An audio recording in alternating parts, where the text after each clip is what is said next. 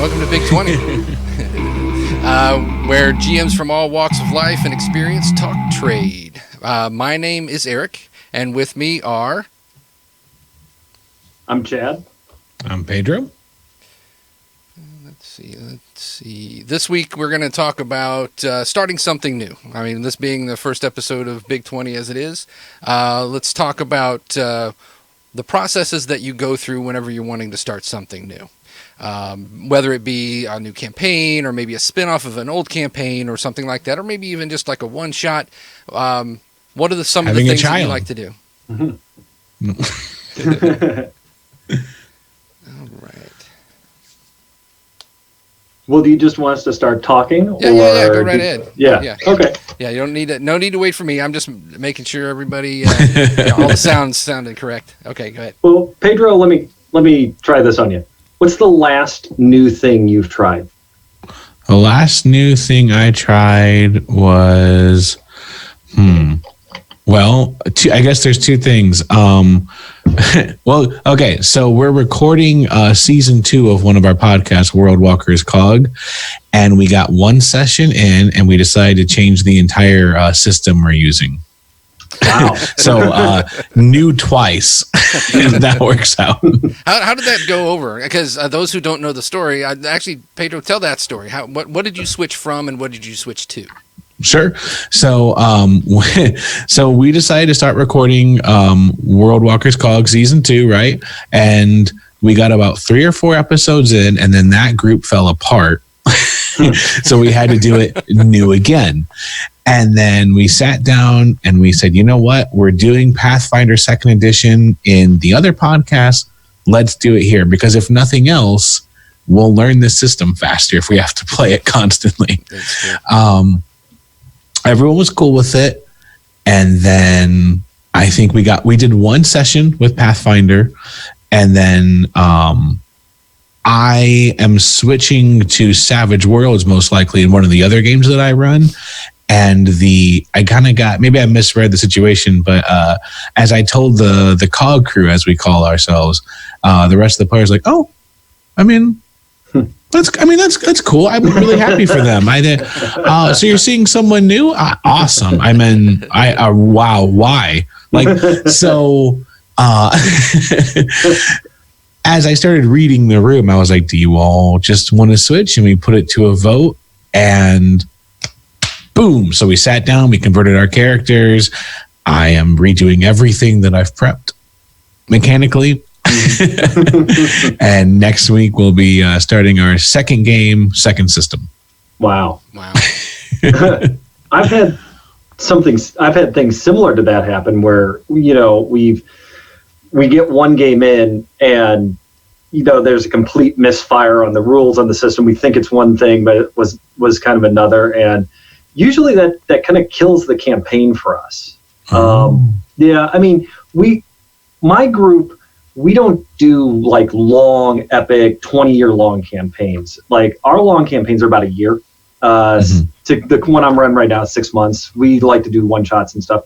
So like launching characters and then launching a game and then doing one sort of session of it and going, it's not for us. And then switching to something else. It's just like, that was failure to launch, guys. What do we want to do? We'll just kick it. We'll just kick it to the curb. Yeah. Because we fail fast, fail often, and so that way you can get like more stuff out there. Absolutely. Yeah. Yeah, with Pedro, it takes, I think, a lot of guts to do something. And I've mentioned this to you before. I think it takes a lot of guts to do what you do, and to start a project like, hey, we're going to do a podcast, we're going to do an actual play, and we're going to do this, and hype, and then to go, Okay. Nope. Let's do something else. I mean, my inclination would be, well, that's time to put that on the shelf and not continue. So to just say, well, we're just going to switch gears and go on. I actually admire that, because that's tough to do, to kind of swallow, your pride and go, I was really geared up to do this, and now it looks like we're going to do something else. That's the trick, is having no pride. Because, I mean, we did it. Seasons 1 through 3 is one campaign of World Walkers, and then we switched casts completely, just about. And we have a whole new cast, and then we're playing season 4. And at one point, we looked at it and we're like, man, we really think that Pathfinder 2nd Edition is going to give us what we really want. And so we switched in the middle of the season. Like, you know what I mean? Like, that's the whole thing that I'm always trying to convey is, like, we want people to feel like they're hanging out with us at the game. And sometimes this stuff happens. Like, we're not putting on a production, for better or worse. Well, and I mean, system is important. System conveys a lot. It conveys a lot of feel. Conveys a ton of stuff. But really, the system is the behind-the-scenes framework. So if you're like, well, this system isn't working for us, but we could do this other system would work great. Why do you have to change the characters? Why do you have to change their names, their personalities, their the story, the plots, the frameworks? Who cares? Yep. It's like all you're changing is algebra. That's it. The behind the scenes, how to punch someone algebra. And or changing algebra to basic math, which is where I need to live. Right. Like, have you tried 5th edition? Solve for X. No. Fuck your alphabet. It's not what I came here to do. That's right.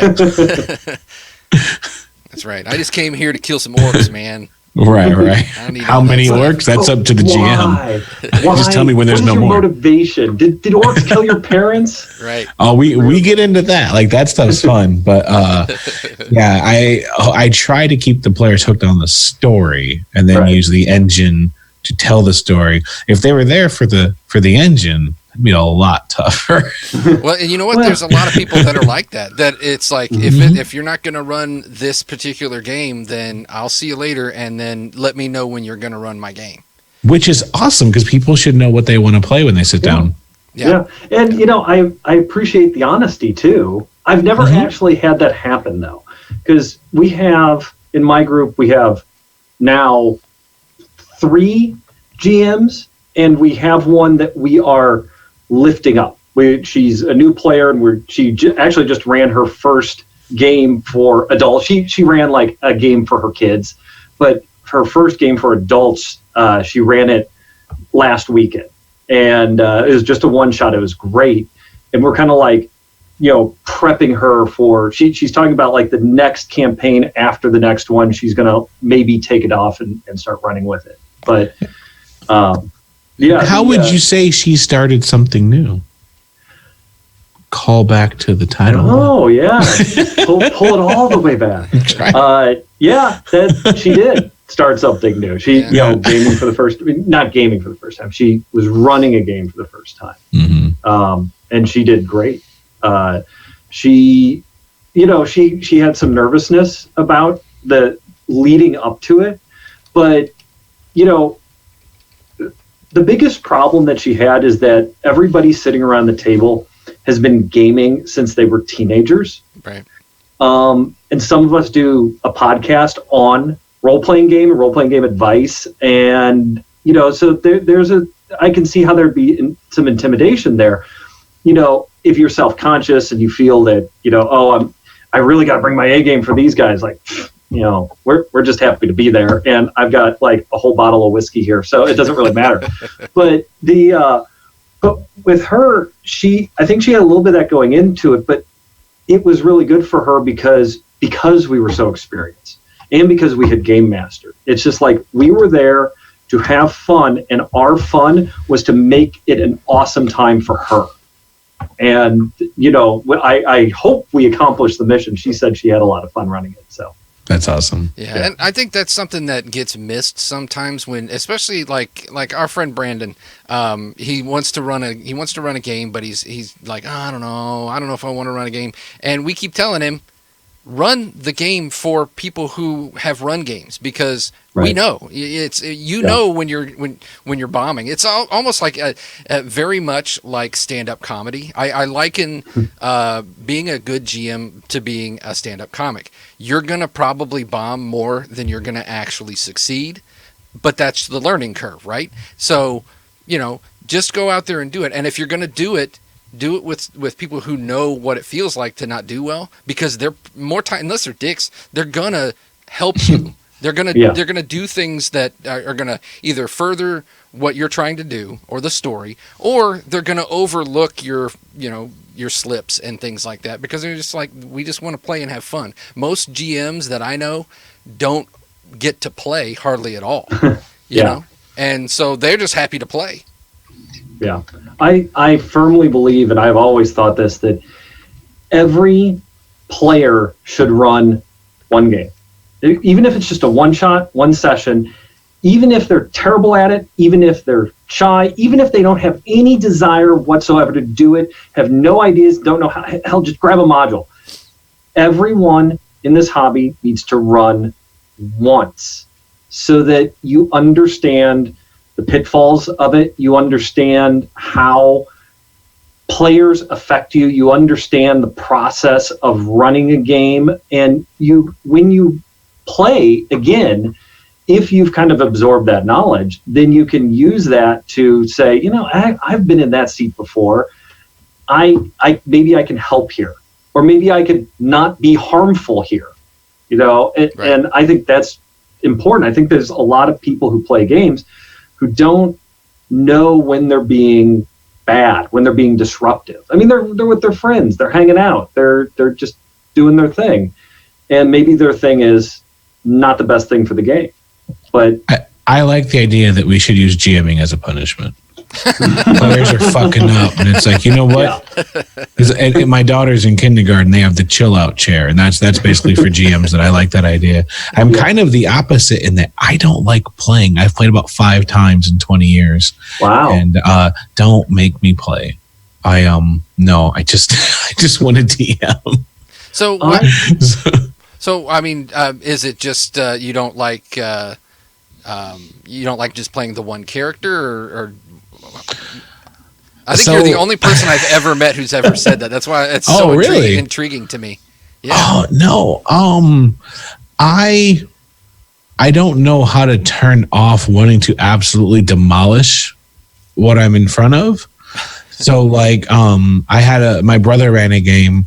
I played in it, and we went to this town, and they had an adventuring guild, and you could go there and take jobs and stuff like that. And I said, well, I want to see what jobs you have. I was like, well, you are not a high-ranking member, so you can only have access to the low-level stuff. And I said, fuck you. If I can do it, there are people. So you tell me there's a whole book of things in this town of people who need help, and you decide who gets the help? Fuck. So like that night I left in a tizzy, and that night I broke in and I stole the book. And then within 5 games I had solved the hardest quest, because I had gone and I had brought back these retired, because there's no one here to do them because the heroes are there. I was like, fuck that, where are the heroes? Like I got really obsessed, and within like 5 or 6 sessions, I think I had reunited the heroes of old, and this, and then they realized that they didn't need the money. I got the money. I got a magic carpet. Like, I don't know how to stop doing that. Right. And so I don't want to do that to people.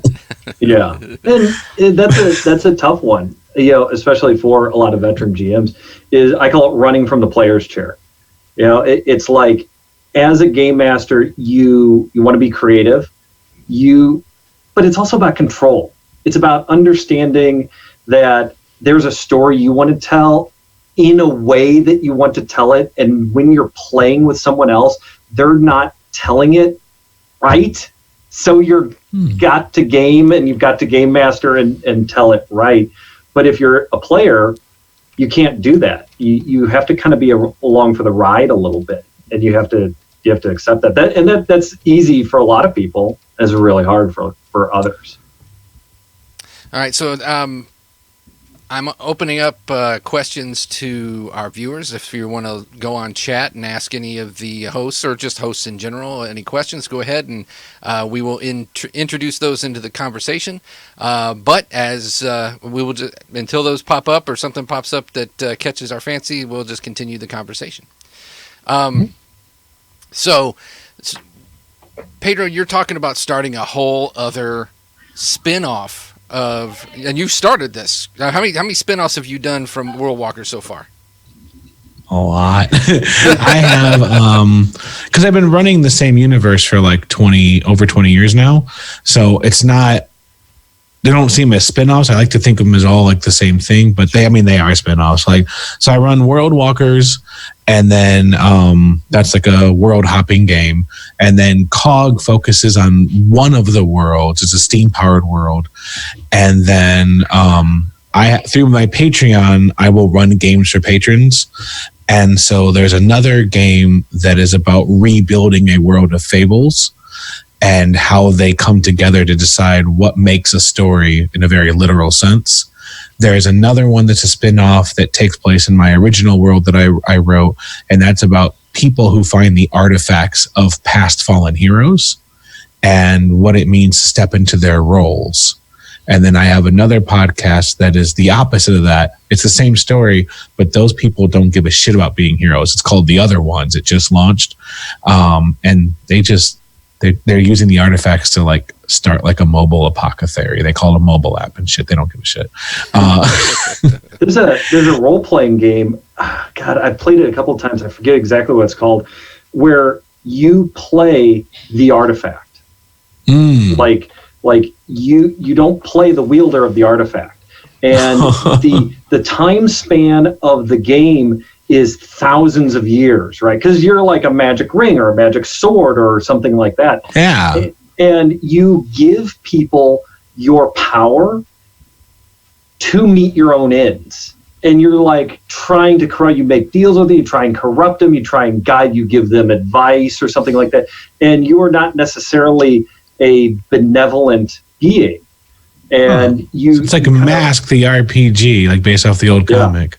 Yeah, when I played it, I played a palanquin, which is the chair that people hold like that. And because everyone was like, well, I'm a ring, or I'm a sword, or I'm a magic bow. I'm like, fuck it, I'm a chair. And I was like this great necromancer, this horrible, like 5,000 years ago, I was going to take over the world, and I was going to do all this sort of stuff. But a group of adventurers defeated me. But I had this magical chair carried around by my undead slaves that did, I used it to focus on my power and stuff, and I hid my soul into the chair and I trapped myself in it. And then it's about how like I know the other magic items in the game, and like they kind of have their own sort of motivation. I have my motivations, and it reminds it's like Wreck-It Ralph for upholstery and furniture. It's a very interesting concept. The more power you give them, the more powerful they become. But it's your power, and then they can start to overcome you and your influence. So it's a balance of you have a lot of influence over them, but they wield. It's called wield. And if you give them the power to do things that they need, then your influence decreases because they become more powerful. And so it's this balancing act. But then there's the other artifacts that and you talk to, but maybe their motivations run counter to yours. So it's like, but everything gets lost in the cushions of the chair. That's right. That's right. Including people's souls. Yeah, that's they're like extra dimensional spaces. Yeah. Right. Mm-hmm. Nice. It's the seat of holding. Yeah. Mm-hmm. Wow. All right. So we do have a couple questions from the chat. First one is just a general question of how we decided to do this. what made the three of us decide, hey, the three of us could do a thing together. This is Eric decided to be my friend. That's right. And I am along for the ride. What else have I got to do at 9 o'clock on a Sunday night? Right. So, yeah, just to kind of give a little framework of what Big 20 is all about. Big 20 is a gathering of GMs from different podcasts or just different, experience levels, things like that, where we're just going to sit down for an hour and chat about, what we do and the craft, or if you want to, dig that deep, or just have conversation. And that's it. Started with an idea that I had that maybe we, because podcasts, we're generally as a community, we're very friendly with each other, and a lot of times people will do cross promotional things, but very rarely do we do something where we all get together and do something together. So that was kind of the idea behind that. But then there is an actual topical question. How do you guys handle apathy from passive players, like players that suffer from don't upset the GM syndrome? What I do is I put a spotlight on them. But I say that with a caveat, right?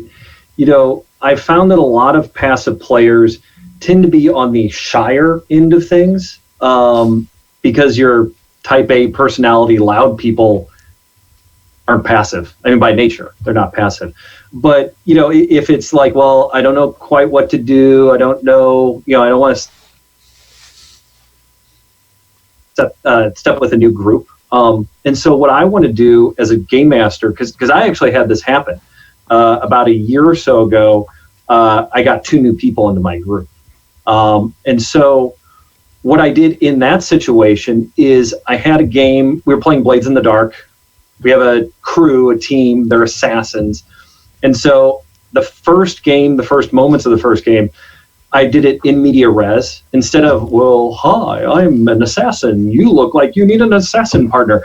It was, you're in the middle of a job and it's fucked up. What do you do? And, I kind of set up. But what I did is I had a table full of experienced people that I've been gaming with for years. And then I had 2 people who were experienced players, but not with this group. So I split the party. I broke the party up, and then I teamed the new people with the experienced people. And then I applied pressure to each group that they had a problem they had to get out of. Like not do the plan and succeed. They have been doing the plan and it fucked up. Now they have to fix the plan to get out alive, or go the triple extra effort to make it work. But to do that, they have to work together. And so I put the spotlight on the different groups, pairing them up with an experienced player. Had to work together to achieve. And it worked out great. It broke the ice. It showed that they can trust other people in the group. And it showed that, they didn't have to. What I was really afraid of was the 2 of them, because they came in at the same time, teaming up together and forming a clique. Not on purpose, not like high school, but, kind of, well, we're in the same boat here and we're both uncomfortable, so we're in this together. I wanted to make them apart because I wanted them all to be in the same boat that is my boat, not their boat. Right. So, but yeah, that's what I do is I apply. You have to apply pressure and spotlight, but not be an ass about it. You have to find what they want out of the story or the game or the situation.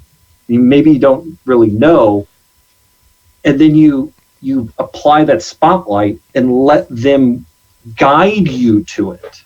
You throw out some hooks, you throw out some stuff for them, and you see where they go. When you put that spotlight on them is not what you wanted for your game or for that session or for that scene. You need to swallow that and throw that out, because your goal here is not to run your game. Your goal here is to get the passive players not to be apathetic. Right. So spotlight on them, you lead them down the road they want to go. Actually, I'm sorry, you follow them down the road that they want to go down. and you make it awesome within the context of your game.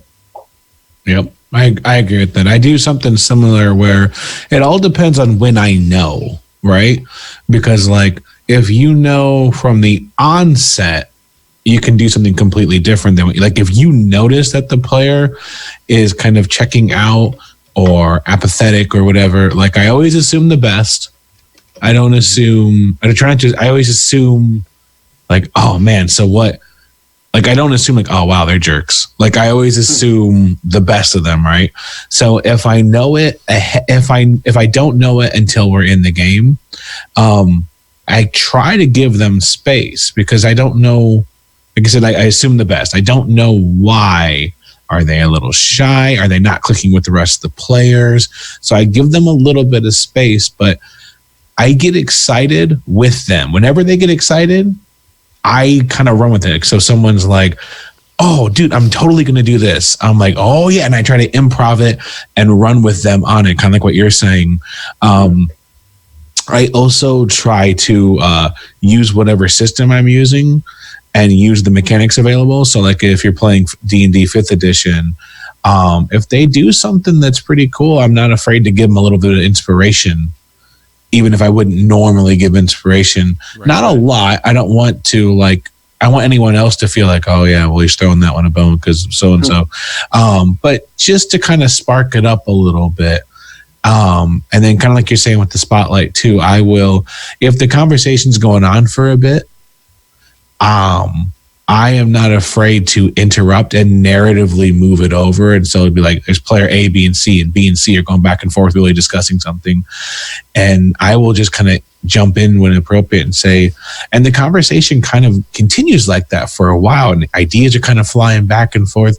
And then I will prompt, I will say, player A, what do you throw out there that might kind of wrap this up or throw something new into the mix? Mm-hmm. Because if you just simply like something real simple like that, a lot of times like, oh, well, what do I do? Mm-hmm. If I know it ahead of time, though, I do something else where I do this story prompt where I go, we're going to sit down and we're going to come up with the 3 adventures your group's already done. And it's like a round robin thing where it's like, okay, so player A, what is the name of this adventure? Whatever you say. And then they'll be like 30 to 50 necromantic hogs. It's like, all right, cool. Now, what was this adventure about player B? And I'll just keep doing this like a real quick improv. And it not only gives the group a backstory, but it lets the passive player, the kind of withdrawn player, get wrapped up because they know they've just created this wild stuff that they know I'm going to call back in later episodes. Like I had a player who was really withdrawn and he ended up creating this stupid ghost ship full of dancing pirates because he was on the spotlight. He goes, I don't know, dancing pirates. And I was like, fucked up now. Like, yeah. Yeah, I like when I'm dealing with a passive player, and this is something that I've learned over many, many years because actually one of my best friends is a super passive player. And I've kind of gone through different different things to try and motivate or try to like put spotlight and things like that. And the thing that I found that works for me the best is try to, especially when it comes to new players that are passive, is agree with them and say and don't shoot down their ideas. Even if it doesn't even quite work with what you're doing, and I understand, you can't just give them carte blanche, but it's, what do you want to do? Well, I want, I see myself doing this. All right, let's do that. All right, let's do that. That I do that a lot now, where it's like, okay, yeah, sure, no problem. Can I have this? Yeah, sure. Let's see if we can work this into how it'll work in this setting. If it's something completely outrageous, maybe it's not. I don't want to like spoon feed the new person who's passive at the detriment of everyone else who goes, well, now this story is lame, So, but yeah, for the most part, it's yeah, let's do that. Yeah, let's do that. And that helps. That's helped a lot with new players on my end, where I've just like, and then they get more comfortable making decisions. And I think that's the hardest part of being a new player. In Resting Glitchface, Lindsay is a new player, and she can, she's super at the role playing aspect and things like that. But then whenever rules things start to come into play, it's almost like she's like, ooh, I don't know what I'm doing now. And you almost get to the point where you're just like, no, just tell me we can make this work. Just do it. Just do whatever you want to do. Yeah. And that's one of the things with new players is the rules, I think. If you have a new player, even if they're kind of an experienced player, I don't really think it's a good idea to go like heavy crunch systems, because you want them to focus on the social aspect of it. You don't want them to focus on maximizing their character, or should we go into this encounter or not, or do I have the right gear? Is every single little piece of math on my character sheet right? I don't want them looking at their sheet. I want them looking at the other players. I want them looking at me. I want them looking at each other. And if they're constantly going back and referencing their sheet and referencing books, and it creates a blocked flow that I don't like. I don't like it normally, even with my veteran crew. It's understandable. With new people, or even shy, sort of apathetic people, it's all about, with apathetic people, it's all about hooking them in, right? It's all about getting them interested. And to me, the key part of getting people interested and hooked in and staying hooked in is momentum and keeping it going. Even if they're not doing anything, if other people are doing things that are interesting, that they have a window to get in on, when you say, well, hold on, guys, let me see what the grapple rule is when you try and do that. Right. Just roll a D20 and move. Keep it going, because you've got to keep them hooked in. Right. Yeah. And I've also found that sometimes people get hooked on, you can't be two places at once or things like that. But really a lot of that stuff can be hand waved anyway. Just like what Dusty's saying in chat, you're pulling the players in, not the PCs. So it doesn't really matter. If the players, if the character has, it's like, oh, well, you were just doing this and now you're over here doing that. I mean, what does it really hurt? Unless they're just trying to hog spotlight. If they're just trying to get involved and stay involved in the story, then really what's it hurting? Yeah. I mean, I don't know about you. I have characters I have played characters who are almost nihilistic. Don't care, don't give a shit, not hooked in, not engaged. I'm engaged. I'm really pumped. And I'm playing somebody who's like, oh, man, this guy again. And I'm sitting there like, oh, my God, I love this guy. Let's talk to him. Oh, no, I'm not talking to that guy. Oh. Yeah, the player is who you have to hook in. The player is who you have to get interested in. And that's a good point. That when you're talking about, and as a new game master, sometimes that's hard to differentiate. Is the player engaged and the PC is not? And that's two totally different things. And especially if you have an experienced player who can do both. It's hard for I found it hard as a game master when players get very emotional about something. Well, when characters get very emotional about something, if they're really angry or really sad or really upset or some extreme of an emotion, and we've got that momentum going and they're very comfortable with the group and they get into a lot of role play and their voices get raised and they're really pissed at this guy and it's just like, whoa, oh, it's your dwarf that's pissed. Oh, you're smiling. Good, thank God. But I've had players before who they've gotten mad, and I have not been able to tell if it's the player or the character, because I'll be honest with you, it's both. Because there's a fuzzy line, and I don't want to get into all kind of 80s role-playing satanic panic sort of crap, but your character is an aspect of yourself. So sometimes I've seen that to where the line gets a little blurry. Nothing crazy, but just a little blurry where I'm like, do I need to tone the scene back? Did I make a mistake? Sort of thing. Yeah. Well, and then you have the things like the X card or the fade to black card, right, and things like that, which I think everybody should be comfortable using. And I know there's people who think that it wastes, it spoils things and whatnot, but I've never seen. Oh damn! We can't talk about rape. Right. Well, exactly. How is that spoiling things? Right. Exactly. I run a table full of majority women. Like, there are more women than men at my table. We don't role play about rape. We don't even have an X card on it. Rape doesn't happen in my world. It's not something we explore. Right. But yeah, sorry, I can get off a whole tangent. No, that's fine. We don't have an X card at the table because that's our choice. But the people who rail against it, I don't understand. I don't get it. Yeah. So yeah, and I mean, and that's the thing is if you don't have one because you don't need one, then that's right, completely okay, But if it's people are getting a little upset. I've seen, I mean, shit. There was back in the day, players, devolving into their lizard brain selves and throwing punches at each other over a role playing game. And it's these things, emotions get high. And I've always said this, that, role-playing games is, as a hobby and as a pastime, is a lot more personal than other things, because you put so much of yourself into what you're doing. And, to try and disconnect that from, actual emotion, I mean, that's really hard to do. So, on that note too, to kind of pull it into what about apathetic players or even shy players or new players and stuff. Another aspect of that is trust and earning their trust and not abusing their trust.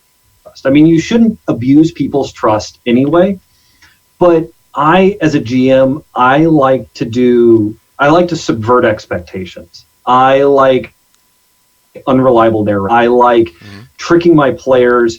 I like obfuscation. I like mystery. I like that sort of thing. I can do that because I've been gaming with these people for years and I have their trust, because I have worked to earn their trust. But with a new player, like you said, role-playing is very personal. It's very visceral to people. As time goes on, they put a lot of effort, even if they're not role-playing at all, even if it's just rolling dice and killing orcs. A person who's been playing a character that's been doing nothing but killing orcs for 20 years, they know every single aspect of that character, even if they don't role play a single lick of them. Right. It's very personal. And so you as a game master are doing things to their character. You're challenging their character. You're putting obstacles in front of their character. And so it is a matter of trust. It's a matter of not abusing that, of saying, okay, you open this chest and the chest eats you. Right. Now you're screwed, make a new character. That's not a good way to do that, to earn that trust. They might be apathetic, not because they are afraid of stepping on the GM's toes. They may be apathetic because maybe they had a bad GM in the past. Right. Yeah. I also want to throw this out there too. I also try to keep in mind that might be just the way they want to play. They might be introverts who this is their only social interaction, and after this game they unplug. They might have an inability to focus when they are there. Like, they still want to hang with everybody, but they need to wander off. They need to be on their phone, and I think sometimes it can be really easy for GMs to go like, well, what? Hey, eyes up here, like a shitty school teacher.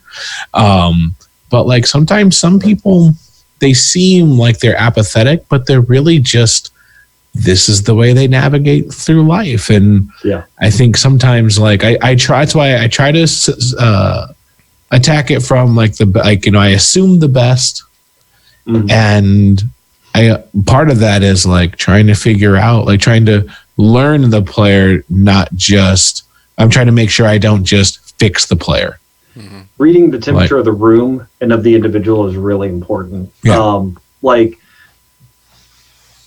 I game with my wife, and we've been married for like 20 years. So I would like to think that I know her a bit. And I know that, if she's had a stressful week or something, or even a stressful day, that she is not the type of person to say, oh, thank God we're role playing and I can just let it all out and go crazy and I can just do all this stuff. No, she's the type of person where stress weighs on her. And as a GM, we challenge the characters, we put obstacles in their way, we cause problems for them. And you have to read the player. Are they someone like me where it's just like, yeah, I show up, yeah, challenge me, give me these bad things, shoot my character in the face, I don't care, because that's why I'm here for that, and that's how I relax. Or are you more like my wife where if she's had a bad time of it, you just keep piling it on and piling it on, you're going to shut her down in the game. So it's what does the player need versus what do I want? Right. And again, like it was in chat, it's not about the character. It's about the player. It is about understanding the player. Right. And I think that's something that I struggle with the most is, especially when I'm doing something for a production, is taking the foot off of off the accelerator a little bit and letting the players kind of take a breath and, have that downbeat. And I've had players go, come on, man. We've been going 100 miles an hour. Me. Stop beating. Yes. I'm already, I've already got 3 lumps on my head. I don't need a 4th. Yeah. Give me a minute to do something. And I have to go to work like this tomorrow. Exactly. So yeah, that's certainly. Tell them an orc punched you. That's right. Because throw down some Erics. That's always my excuse. right. Yeah. So that, like I said, that's something that I struggle with because I come from that school of you're here to have an adventure and have there's some GMs who feel like you should have one role play session or one role play scene and then an action scene, and sometimes that formula works and sometimes it doesn't. What was the old D&D 2nd edition formula, like 2.5 combats per session or something? Yeah, right. Yeah, it's like trying to figure out census. So I'm trying to overcome that. That's one of the GM struggles that I have is, to let the players play. And that sometimes means I need to shut up and just let them play. That happened to me in this game that I'm running now, this Blades in the Dark game. I was saying this in chat. Somebody asked if we had a session 0, and I was like, Blades in the Dark kind of requires a session 0 because you make your characters, but you also make the crew. The crew has a character sheet, and you make it, and you do all this stuff for it, and you kind of give the personality of the crew. And as a game master, I sit back and I observe and I let that happen, and then I take notes based on what they're deciding and what they're not deciding. And my guys wanted to be assassins. And during that session where they're making the crew, it's just like, we want to be assassins. We want to murder the shit out of people. We're not interested in gang politics. We're not interested in taking territory. We want to kill people for money. That's what we want. And I'm like, got it. And so what I did is I turned around and I made this high level political sort of espionage intrigue plot that was running through the campaign, and they were on it. And then I noticed that they were getting really exasperated. And I'm like, man, I thought my game was good. I thought I had a really solid story. It can't be me. It's got to be them. What is going on here? Right. And then I decided to take a breather where I'm like, well, I'm just going to do like an improv assassination job. They're at a pause point. I need to kind of reassess how I'm handling the game. They're having fun, but there's like some, like I said, exasperation with it. So I kind of need to rethink my approach, but I need to still have a game. So I'm going to improv a contract, a hit. It's just a hit. That's all it is. There's no double dealing about it, killing someone. And they did it. Oh my God, they had so much fun. They had so much fun. And they had they all went off in separate directions, and they had all these plans, and they did all this prep work for it. And they were so engaged in it, and they had failures, and they helped each other overcome the failures, and they had successes, and it's like all high fives and stuff. And I'm like, I fucked up. It was me the whole time. I did not understand what they wanted, and I delivered what I wanted. Mm-hmm. And I could have done both, actually, because I could have like just melded the two together, but I didn't. So I think that's important to going into a new project or, starting something new, is if you have an idea of something that you want to do, sometimes it's best to be transparent about that and say, this is what I would like to do, everybody. Is that something that you'd be interested in doing? Now, most people are just going to err on the side of being nice and say, yeah, let's do that. Or, maybe putting aside what you want to do and just do what the group wants to do, because that you end up having so much more fun that way because everybody's just dogpiling in on the story, as opposed to waiting for you to tell them the story. Mm-hmm. So, all right, I'm going back through chat just to see if there's any other questions, because we're going to be wrapping this one up here pretty soon. So if you have any other questions for any of us, go ahead and put it in the chat. I see that we've had a subscription already, so thank you for that. Nice. And talking about apathetic players and whatnot, I think if you have somebody, let's say, Pedro, you're talking about how this might be just like their only, outlet. Do you question that, or is that something that you figure out during the course of the game? I mean, how do you approach somebody about that? It's like, So I think I want to be like really upfront on this, is that sometimes what I do versus the advice I would give is very different. So for instance, I'm a huge extrovert. I want to be around people all the time. The only way for me to calm down is to be around more people, right? So I have a different skill set. I think that I'm really good at reading people. So my advice comes from like a position of like advantage, because I kind of just figure them out. I'm a really big people person. I love people. So the advice that I would give is different than what I do. Like, what do? I just hang out more and watch them. I've been doing this for a long time. So like what I would do after 20 years of game is different than what somebody should probably do if they're asking this question. Right.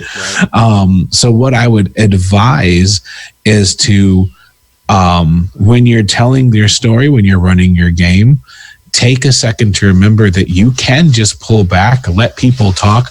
And while all that's going on, take a second to watch, so an extra step more. Because a lot of times when people are talking like that, we're either trying to figure out what we're going to do next. It's okay to sit back and kind of get a feel for it. Like was said earlier, read the room just a second. And if you don't think you just ask them. You just have to just kind of, if you're performing in a room of 5 people for 3 to 6 hours, it's okay for you to ask someone. You've probably got enough of a rapport with them. Yeah. Yeah. So you just feel like, hey, I just want to make sure, it's that you just ask them straight up, like, so what do you think of the game? Yeah. You don't have to ask them like, so what's up with you in that fucking phone? Like, how can I make you pay attention to this story that I spend like 3 hours a week on? Like, so what do you think of the game, man? Like, I'm asking, and you don't have to just ask one person. Yeah. Mm-hmm. Ask everyone. You don't have to, if they're kind of withdrawn, you can ask in the group. You can do leading questions. Like, so if there's one thing you could change or things like that, you know what I mean? Like, you don't have to put the spotlight on them and be like, so craft me a response that would best serve me serving you. Right. Like, well, and you have to be careful with that, because for 2 reasons. One, you're going to get people who, I have found people only say good things. Right. Even when they're not fully being honest. Yeah, it's the same thing Eric was saying. Like, what do you all want to play? I mean, whatever you want to put together. No, right. you have a secret fucking passion. Tell me. That's right. How do I find out what you want? I know you want something because I'm running Space Hunters stuck in a time travel prehistoric adventure. That's right. now you're going to have you're going to have some feedback from me now. Like it's like the G, you're exactly right. It's like the G spot of gaming, right? You got to try and find it. That's what I was trying to say with hamsters. Oh yeah. See how I connected that?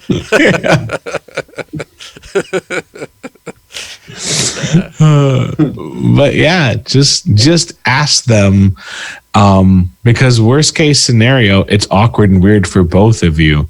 Yeah. And then it'll be easier for both of you to talk later because you're both going through all this weird awkwardness. Well, and the advice I give people is, do not ask for feedback on your game if you are not prepared to hear it. Oh yeah, absolutely. You may think your game's the hottest shit going, and then you say, "Oh man, that was great! Hey, you guys are awesome. How was the game?" Yeah, it was good. Yeah, that is not what you want to hear. But if you have to decide if you can handle that or not. See, I say to get the opposite advice: ask and get over it. Like, right. Yeah, like learn to take those hits. Yeah. No. I get what you're saying. I was just like, yeah. Yeah, and that's one of the hardest things because you, as a game master, just like we were talking about, in gaming in general, you put so much into, even if you're running a book adventure, you're still putting, at the very minimum, you're putting your time into it. Yeah. But that's not always the case. You're putting yourself into it, and whenever somebody isn't, vibing with your game, a lot of people take it personally, and it's so hard to separate yourself from that. And I mean, as people, anybody who's done anything artistic, especially artists or musicians, they can tell you, and Pedro, you can attest to this. You've got to be able to take a critique. You've got to, because if you take it too personally, it's going to sink you. And that's why, I think, because I know what it was like when I was getting into everything, and I would hear people who would be like, like you're saying, you gotta, right? But I think another way to say it too, because sometimes I'd get intimidated, like, I don't gotta. I can go into my shell. You think I crafted this shell for 20 years so that you can it's another way to say it too, is you have to versus you'll get better. You'll figure it out. You know what I mean? Yeah. Just go through it now. It's like the idea of you're in a relationship with someone, you're like, I don't want to break up. I don't want to hear this. I mean, just do the things you gotta do. It in the end of the day, it's just games. It's just us hanging out. It's just us being friends. Yeah. Learn to tell somebody that you don't want Chinese this week. You'd rather go out for, Mexican. Right. Unbiased. Just learn to speak up a little bit for yourself. It's not a big deal. The more, sometimes I think the more we treat this stuff like a big deal, the bigger a deal it feels. Yeah, we're talking a lot about how do we deal with it. Just talk. It's going to be okay. We obviously want to give advice and stuff like that. These are your friends, right? I mean, so yeah, and if they're not, they're going to be, because you just treat people like people, and it usually works out pretty well. Right. Pedro, I got a question for you, because you've ran games, as a paid game master. How is that different? How is it different when somebody's paying you to do that? It's kind of not for me, because I go into it going this is kind of my the advantage I have is that everyone can listen to me and find out, when they come in, I assume they want to play the kind of game I run, because I have a podcast.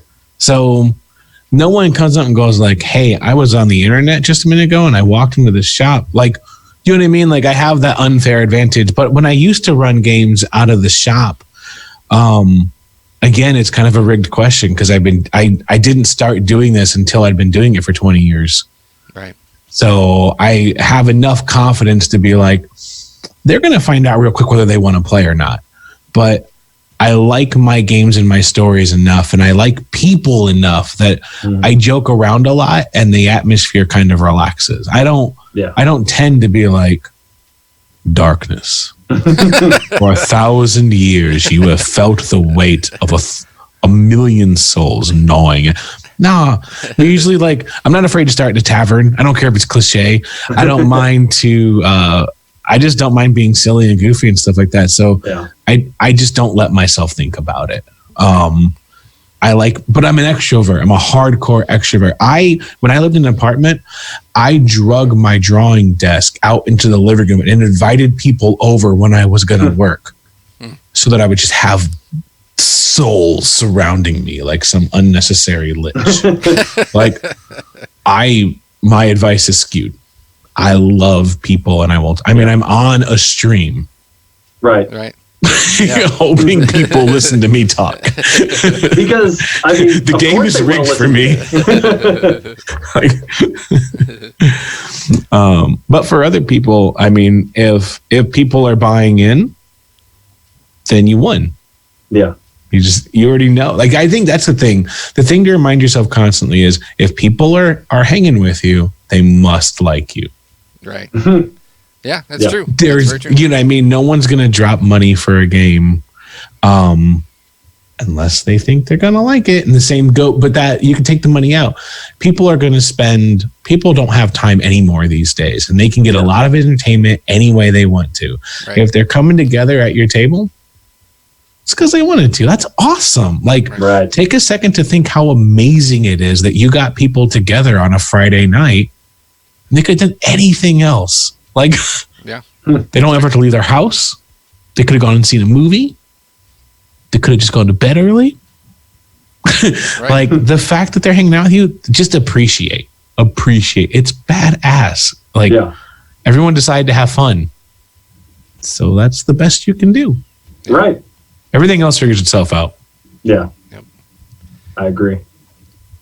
All right. Well, I think we're just about out of time. So how do you start things, Eric? I start them as I finish. I tend to start many things and never finish them. That's the. Yeah. Can I throw one really gnawing advice that I have? Mm-hmm.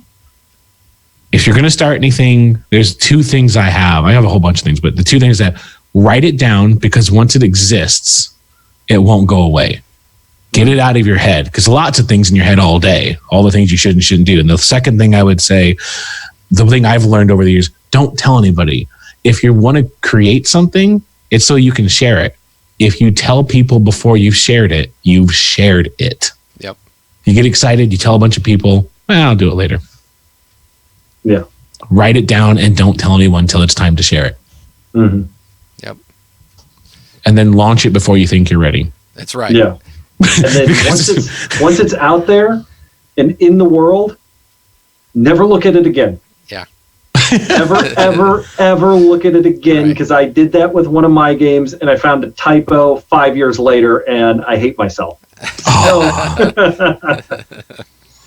Yeah, that's rough. Those are my three things I really want to get out there. It's just get it out of your head. Yep. Don't tell anyone about it, and then launch it before it's really ready, because it's never going to be ready. No. Yep. So find a place.